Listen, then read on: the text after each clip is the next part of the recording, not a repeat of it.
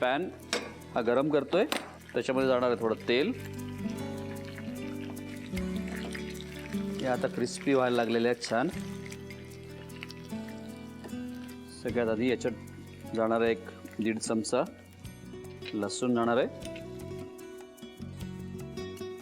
आणि मग 1 चमचा आपण बारीक चिरलेलं आलं टाकूया याच्यामध्ये.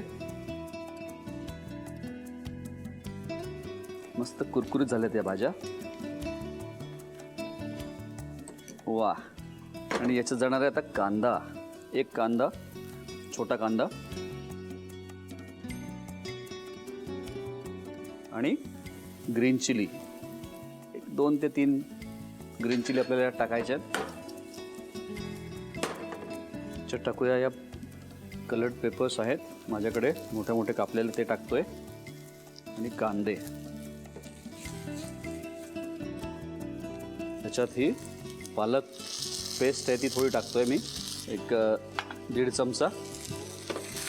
थोडासा रंग यावा, हिरवट थोडा रंग यावा त्या दृष्टीने ते पालक पेस्ट टाकतोय. त्याचबरोबर याच्यात जाणार आहे तीळ, भाजलेले तीळ, शेंगदाणे,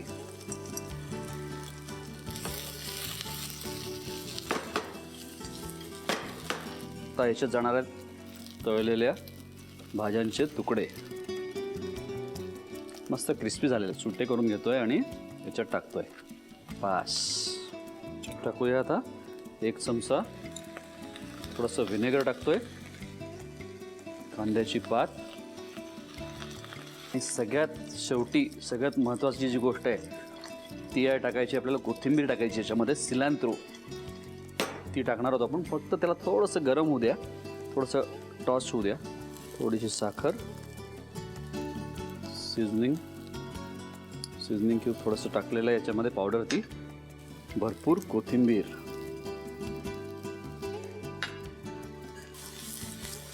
वा.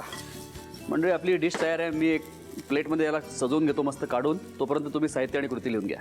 सिलांत्रो वेज बनवण्यासाठी लागणारे साहित्य: मशरूम्स, लाल आणि पिवळी सिमला मिरची, फरसबी, कांदा, फ्लॉवर, चिरलेला पातीचा कांदा, कॉर्नफ्लोअर, बारीक चिरलेली कोथिंबीर, मैदा, पालक पेस्ट, बारीक चिरलेला कांदा, भाजलेले शेंगदाणे, काळी मिरी पूड, baking powder, vinegar, seasoning cubes, भाजलेले तीळ, चिरलेला लसूण, चिरलेली हिरवी मिरची, चिरलेलं आलं, मीठ आणि साखर. एका बाउलमध्ये मैदा घेऊन त्यामध्ये कॉर्नफ्लोअर, मीठ, सीझनिंग क्यूब, बेकिंग पावडर, काळी मिरी पूड आणि थंड पाणी घालून सर्व मिश्रण नीट एकजीव करून घ्यावं. तयार मिश्रणामध्ये मशरूम्स, फ्लॉवर आणि फरसबी घालून नीट एकजीव करून घ्यावं. कढईत तेल गरम करून त्यामध्ये भाज्या नीट तळून घ्याव्यात. एका खोलगट पॅन मध्ये तेल गरम करून त्यामध्ये लसूण, चिरलेलं आलं, बारीक चिरलेला कांदा आणि हिरवी मिरची घालून सर्व नीट परतून घ्यावं. त्यानंतर लाल पिवळी सिमला मिरची आणि कांद्याचे काप घालून पुन्हा नीट परतून घ्यावं. त्यानंतर पालक पेस्ट, भाजलेले तीळ, शेंगदाणे, तळलेल्या भाज्या, 1 चमचा व्हिनेगर, चिरलेला पातीचा कांदा, साखर, सीझनिंग क्यूब, मीठ आणि बारीक चिरलेली कोथिंबीर घालून नीट परतून डिश सर्व्ह करावी. सफरचंदाचे काप नीट परतल्यानंतर त्यामध्ये दालचिनी पूड आणि मध घालून पुन्हा नीट परतून घ्यावं. बटर लावलेल्या ब्रेडवर सफरचंदाचे तुकडे, बदामाचे तुकडे, टुटी फ्रुटी, डार्क चॉकलेट आणि मीठ घालून दुसरा ब्रेडचा तुकडा त्यावर ठेवून वरच्या बाजूला बटर लावून घ्यावं. एका बाउलमध्ये स्ट्रॉबेरी सिरप आणि क्रीम घालून सॉस तयार करून घ्यावा. तयार सँडविच पॅन मध्ये बटरवर ग्रिल करून घ्यावं आणि स्ट्रॉबेरी सॉस बरोबर सर्व्ह करावं.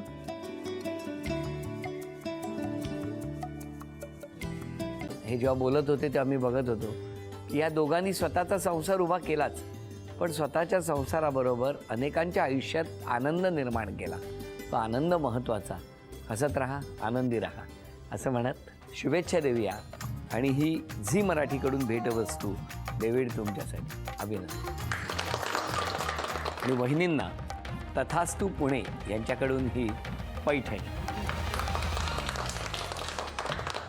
अभिनंदन.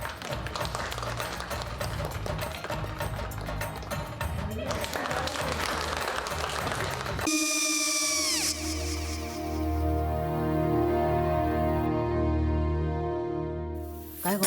हा काय झालं? काय झालं? काय आले, मी निकाल लावून आली. हो, पण तिची आईच काय बोलली? तिला वाटलं का सगळ्या निशाने आपल्या चुका कबूल केल्या का? आई, मी चांगलं सुनावून आली आहे. हं. त्या तिची बाजू घेत होत्या पण मी लक्ष दिलं नाहीये. खूप झालं आता. चांगुलपणा खूप झाला. मऊ दिसलं ना की कोपऱ्याने खणतात ना माणसं, ते असं. अगो पण आईच म्हणली काय तिची, पटला काय ती का? मला माहिती नाहीये. आई मी तुम्हाला नंतर फोन करते. हो आणि आई बाबा जे बोलले त्याचं वाईट नका वाटून घेऊ. सॉरी. सॉरी काय त्या? नेहा आले. आई मी येते. होय. काकू येते.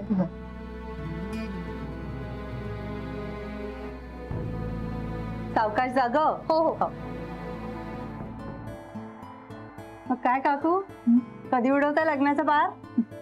बघूया.